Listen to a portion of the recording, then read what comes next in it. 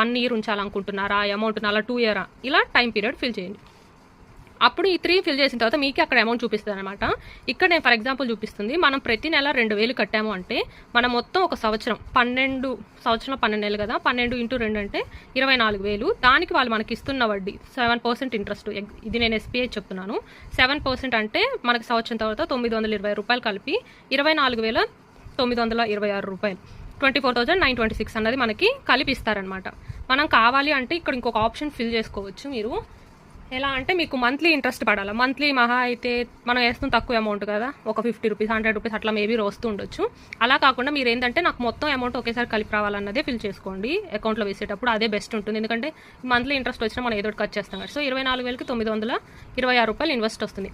నేను ఇంట్లో ఉండే వాళ్ళు కూడా ఇలా ట్రై చేయండి అని ఎందుకు చెప్తున్నాను అంటే, ఇంట్లో ఉండే వాళ్ళు మీకు తెలియదు అనుకుందాం. నేను రోజువారీ సేవింగ్స్ 2 రూపీస్ 5 రూపీస్ సేవింగ్స్ చెప్తాను కదా, అవంతా మంత్లీ ఎంతో కొంత